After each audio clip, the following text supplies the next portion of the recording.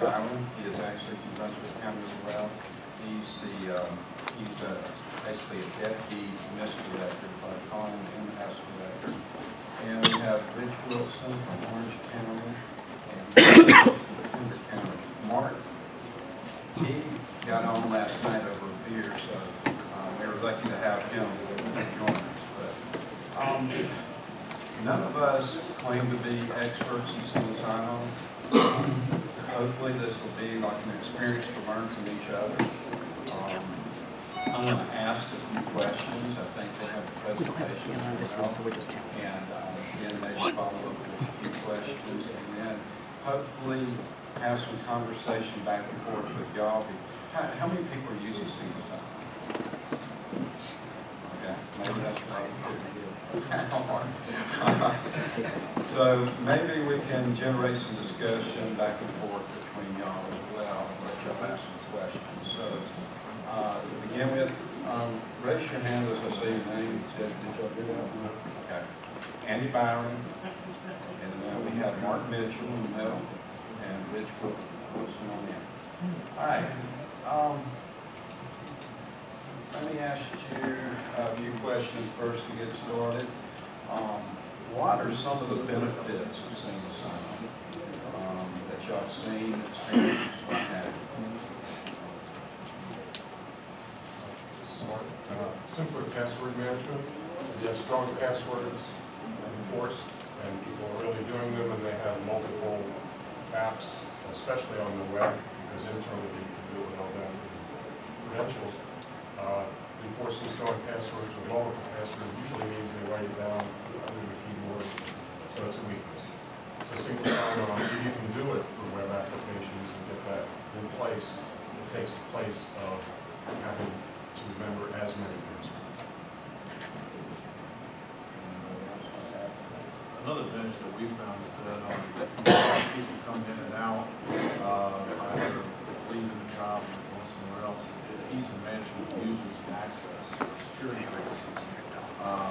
We disable their ID in Active Directory, it pretty much knocks them out of any other systems that they would have had access with that on. So it bypasses, or it prevents them from bypassing the procedures to disable them. So, I think our financial system, for example, they could easily get access to someone else's computer who's logged into the network. Without single sign-on, they can still access the financial system. So this kind of mitigates that risk. Yeah, we're trying to do the same thing Mark's doing. Took it a step further even with our door locks. So disable an Active Directory now will shut you out of the complex, out of any door. So what about the other side? What about any problem? You'd be a security risk. One password gets to everything. You have to have the right security in place.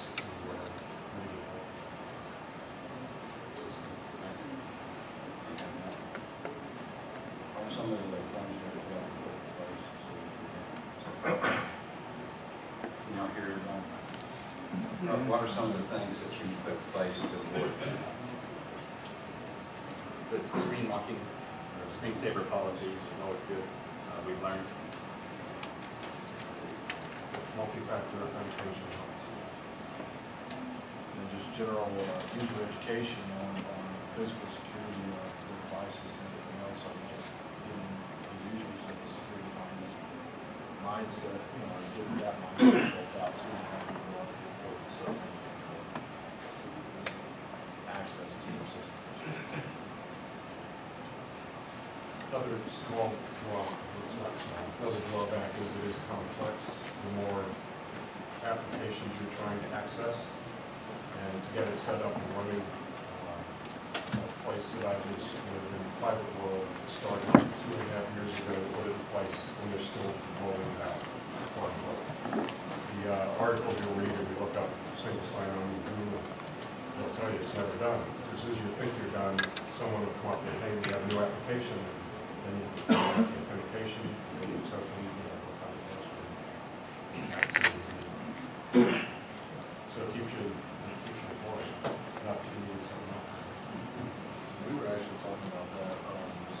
too, because, in some cases you'll have external users who need to have access to internal resources. And so that is a challenge with single sign-on, is making sure that you don't break that, and you don't break that when you're giving them access as well. Or just determine whether you have a service or an application that even needs single sign-on. For example, with us, we have a sheriff's department, and we're all into they need access to internal documents on the internet, so trying to find a way to make sure we can do that without having to add another AD user or add another, give them full access to that's a challenge. So the decision might be not even to incorporate that piece of it into single sign-on.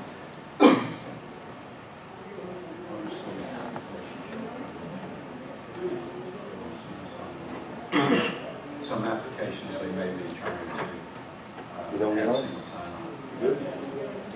For us, it's managing our financial system, our centralized permitting system. We are working towards giving helping the sheriff's office set up on the internet so that they have access to our country for the other folks. So we can bring that in once we get that separation set up. A lot of it is, we have a centralized permitting system that they access, and just, like I said, financial systems, utilities, buildings, all that stuff, just allow just easily user access without having to type in passwords. So really just most of your operational software platforms that they have to use. What about applications like some departments and counties, cities have Facebook page? What was the question? What about external applications like Facebook or what have you? Brunswick County owns a solution that allows you to tie your Facebook page to Active Directory credentials. I can show an example of that. One of the horror stories that we have with Brunswick County, and Andy can elaborate, is our economics development department. The one and only person that was in there that was responsible also for Facebook and other application, they left the county and we were stuck without any password from Facebook. And if you ever try to get that, switched over, it's impossible. Luckily, we were able to do a password reset that way, have an email to Any of y'all have any questions before he moves on to the presentation? You mentioned security earlier with using multi-factor authentication, and you guys implemented that here. We have a schedule for the next 6 months to do a trial of 50. It's not yet. Like hardware tokens or like a software? Either hardware added to a computer to scan existing door badge, or just use a fingerprint reader on laptops. Add on to the user password. We have the ability to add it to our web applications. We just haven't done it yet. When you looked at the possibility of using single sign-on, did you ever compare the idea of using something like LastPass as far as your password solution, to almost the same thing, multiple passwords, secure enterprise management? LastPass is okay for like personal use. I don't know if LastPass specifically, that one, I like it and I don't. I can't imagine, the biggest thing is we've got to make it easy for the end user. And one of the problems with something like LastPass is a lot of times if they forget their password to get into LastPass, you're kind of done. LastPass isn't, they're not going to, it's not an easy, they can't just come to me and say, hey, I forgot my password for LastPass. And I have to, those are the options that I've seen. They do actually have an enterprise version, Okay, so yeah. you can administer Yeah. for your environment, for Password that reset, particular issue. But I just seems like kinda- it's a competing possible solution. Have you rolled that out? we're demoing it right now, so. Yeah, the enterprise version does sync with AD. Yes, it does. Yep. I So would if you disable AD, then it also blocks everything from LastPass. Just curious, so just want to see if you look at the second option.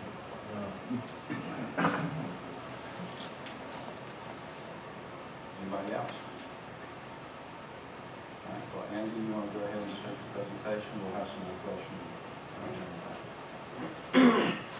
So, sign-on is a session user authentication service that allows a user to use one set of credentials. That's kind of where we're trying to get to at Brunswick County. We mentioned some of the advantages earlier, onboarding and offboarding, a lot easier, a lot faster, because our groups that we give access to, we can either copy an Active Directory user or add them to the proper groups, and they're set. Same with offboarding, like we mentioned, a disable pretty much locks them out of everything. Users only have to remember one set of credentials, which definitely makes them happier. And we mentioned less chance of writing it down. I think we've all seen stuck to the monitor, underneath the keyboard, everywhere at the top drawer.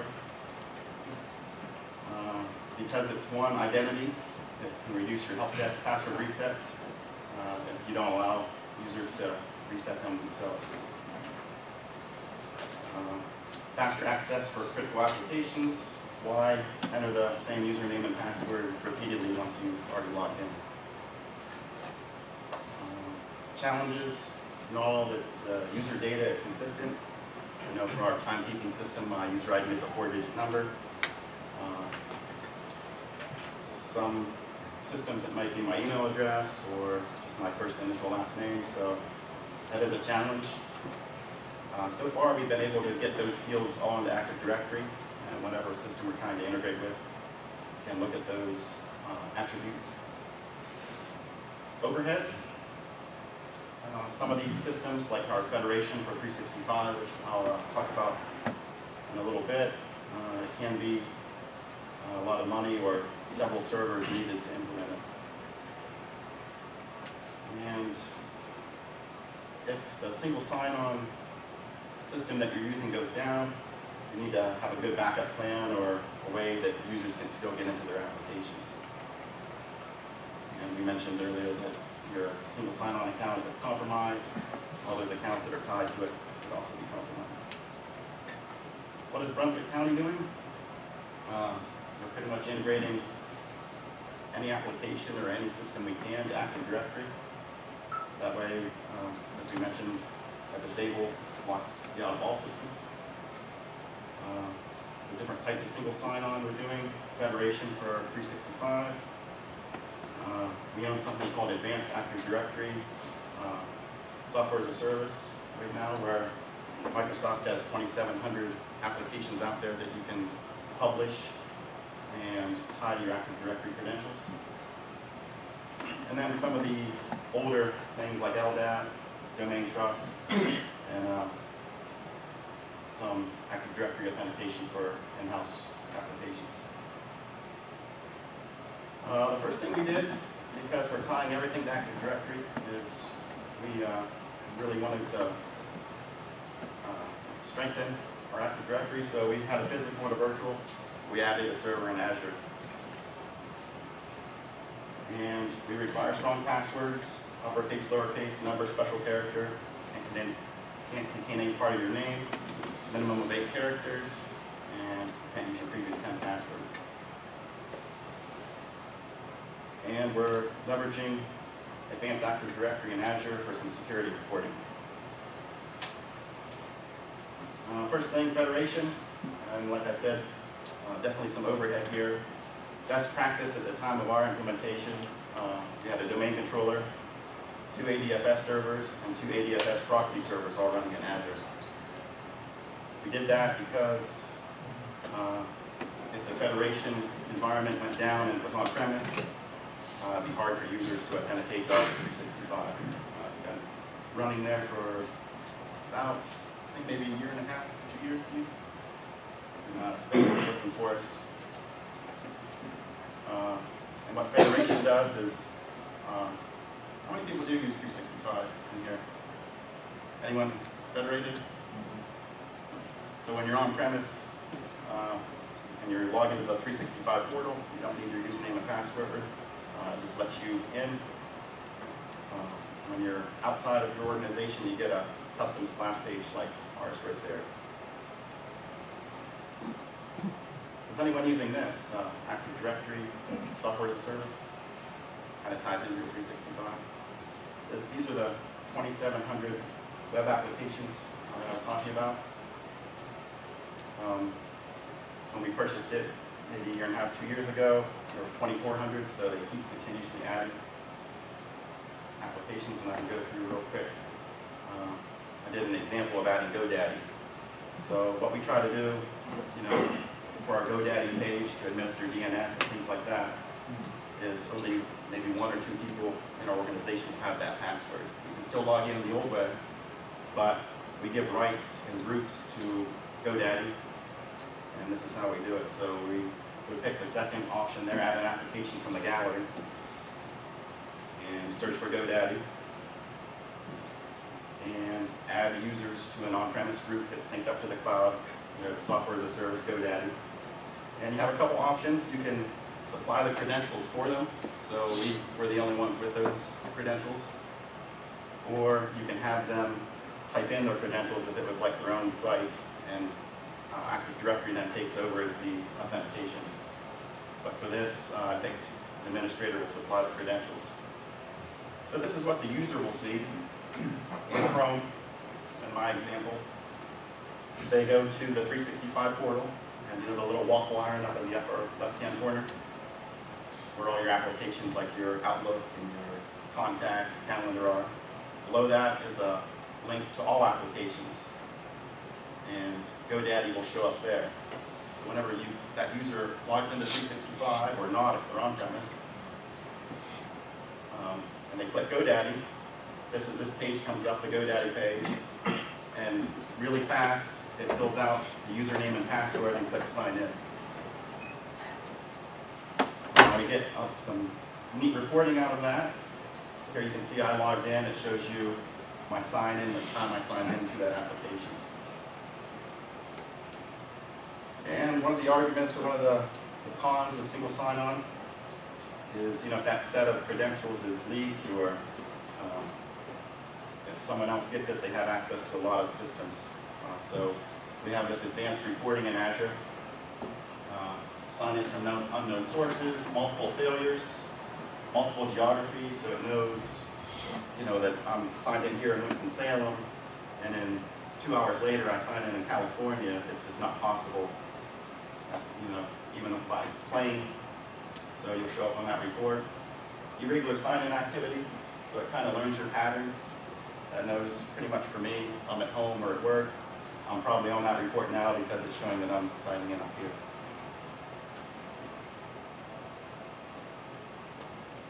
LDAP, we talked about that. We use LDAP wherever we can to tie everything back to Active Directory. A couple examples. First one is, that's our VMware environment. Second is our SAN.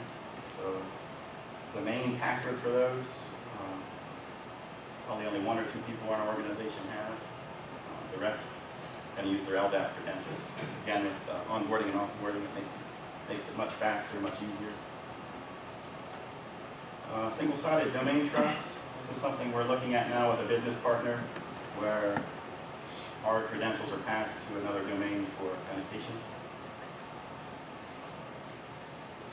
And this is IIS, our custom. This isn't my side of our business, but our programming staff, they write applications. They use Windows authentication to access those applications. And the last slide, some resources. Yeah, I'm the light one here in terms of implementing. We haven't done it in Orange County, nor have we started to do it. Did it in the previous life, so I have a Word document that will go out with just slide docs. It's a simple criteria when you're evaluating SSO vendors, if you choose to go that route. It just asks a bunch of questions so you can compare vendor on vendor, so you don't have to come up with your own search criteria. And Sands has a review of SSO security. It's a bit dated, but it is thorough, and the link is there. And that will be in the slide that comes from, get the slides from the Jesus. All right, any questions from you out there? Questions? I was just curious about the AV Federation for 365. Did you guys have to have an on-prem AV server with the directory sync for that going? We do have that, yes. Okay. Is Is that it a required or requirement? not? I don't know. Okay. We're using it anyway, so. How are you handling applications, like NCID or these third-party, like state sites that aren't necessarily, they have their own requirements and, how are you guys handling that to prevent the lot or writing the passwords down and dealing with that? Are you able to implement that, SSO with that, or? We have not yet. It's probably going to be a pretty big challenge. I can see the challenge. Someday maybe. Any other questions? Any regrets from any of y'all for, I know that you had previous experience where you worked out before, any regrets from? No, although, as I said, after 2.5 years, they're still rolling it out, so they might regret a little bit if there is a simpler solution. But multi-domain environments, I'm not sure you can get. So, none that I know of. You had said that it's taken 2 years. What do you think some of the hurdles are? Time, finding apps, like the gentleman mentioned, the state apps that don't cooperate. It is an Oracle shop, heavily customized, and that's where the single sign-on was built previously. It was very fragile, had load balancing, it was set up to be fail-safe, but it was very fragile. One thing went and you had to reboot everything. So that was the reason I believe they're going with Okta now, which is a cloud single sign-on plan, and it just takes time. What about you, Mark? Same question for you. I think really, I wouldn't really say there's regrets, it's just a matter of trying to, the only thing I get worried about is spending a lot of time trying to do this stuff in-house when we could have probably found a vendor that could have done a turnkey solution, for X number of dollars. Sometimes that's always a challenge, is you don't want to spend the money, but then when you look at how much time it's actually taking your manpower and your resources to build this thing out, by the time you add up the total cost of ownership on that, you could have just spent the money and had a solution in place, turnkey, and ready to rock and roll. And that's the only thing I get, I start kind of worrying about, are we wasting too much time in-house to do this? And is there a better solution? Like I know Alan mentioned tying it in with the key system. And our current door access control system is a little bit antiquated. And I was like, man, that's great. How much is that going to cost to change out? So my brain starts thinking about that, and I start worrying that I'm going to create either more work for us or, go down the wrong rabbit hole. So I know that you come from Pender County, you probably have a small shop there, and jack of all trades, master of none type thing. And, yeah, it'd be a challenge. What about you, Andy? I know that we're doing it in-house. Yeah. Don't have any regrets yet. We're just still moving along very slowly, trying to knock one of these out one at a time. What about the time that it takes? It takes a long Can time. you give them an idea of how much time? If you were dedicated to it, it would be a lot faster than we're going, but it's kind of hard to do. I'm sure everybody in here has big shops and somebody that can dedicate. Do y'all have any questions? Again, trying to make this interactive. Y'all came here because you're curious. We put it together because we're curious, and we want to learn as well. Anybody? How many were familiar with it before?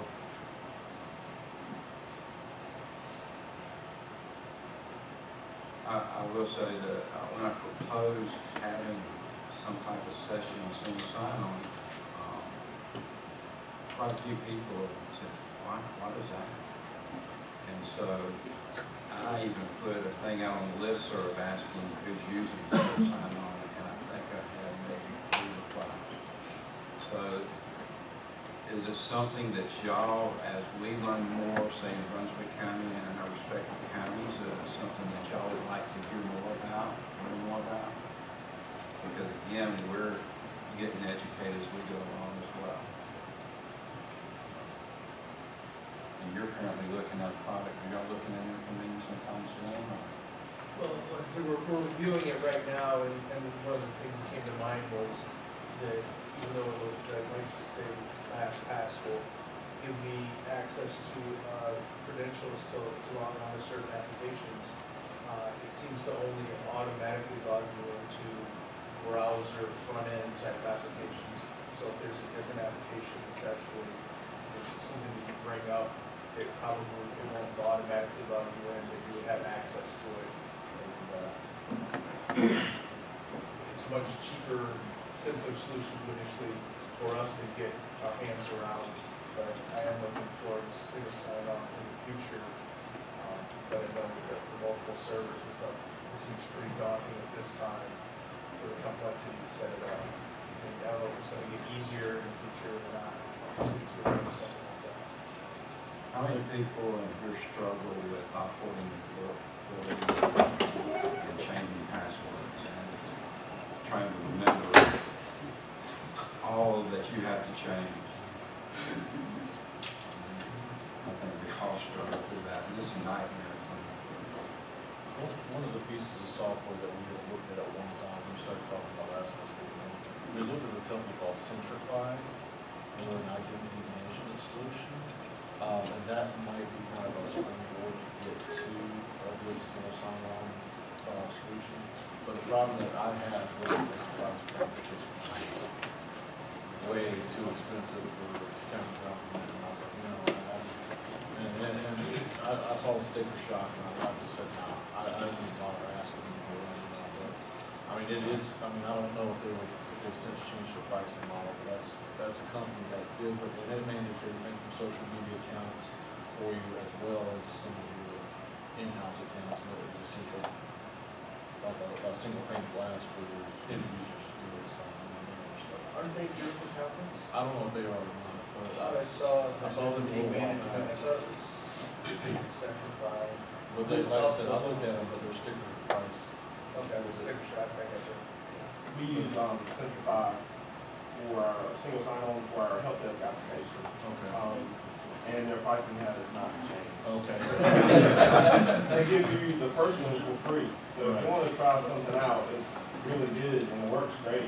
But we looked at trying to maybe integrate our Office 365, do single sign-on with them for that. It was really, really expensive. Yeah, I think it was an instant turn off. Like we could almost bought our users a car, like car payments. So, Hey Tim, what's the pricing on enterprise LastPass? Do you want to It was like $28 per year? Yes. Yeah, and that depends on the number of licensing. They give you a break the higher up you go. I think I paid right at $100 for the 10 that I got, and then a little bit more than that. It was around, yeah, it was around like 15 to 28, depending upon how I look at it. That was off the top of my head, I just don't remember. Yeah, I was just curious, Yeah. the ballpark thing. And you can get a demo of it, and initially the demo, they say is only 10 days, that's for not very long, but we found them pretty open to extending that, so we can really take a look at it, Yeah. and that's where the process is going right now. One thing I like about LastPass, you can easily integrate the multi-factor, whether it's a YubiKey or a Google Authenticator, lots of options. Like you mentioned though, you are limited to a browser, so like the VMware, plug in and log into SANS, and sort of, I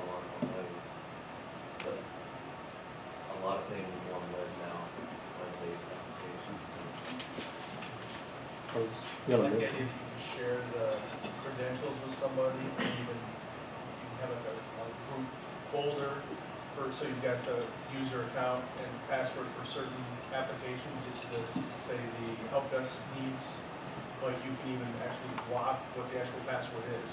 You can copy and paste it, but they never actually see it. I thought that was an interesting feature. It's also in LastPass. Prevents having to change it when somebody. Exactly. I'll make one mention on, they do have LastPass for applications, which does support the Windows forms. The only issue we've seen with that is it's not great at detecting those forms, but it does run, so you can actually pass, application data in, to a non-web based. But it's hit or miss. Good discussion. Anybody else? Anybody else using any other product or looking at any other product? Well, I know we're getting finished early. Hopefully, as we dive deeper into this endeavor in Brunswick County, as well as some of the other government agencies, we'll be able to provide more. Again, we were hoping to use this as a learning tool as well, which we have learned quite a bit sitting here today from y'all. So if y'all have any other questions after this conference, free to email Andy or any one of the panelists. I'm sure they'll be glad to help in any way possible. And Andy's email address, you want to do that? Yeah. Andy's email address is andrew.byron@brunswickcountync.gov. And if you have any questions, you can send them to me, pass them on to the other panelists. Sorry for the short session, but appreciate your participation.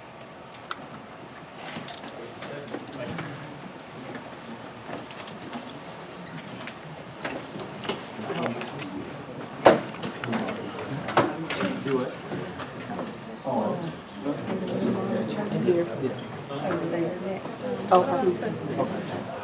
Hold on, let me make sure this is.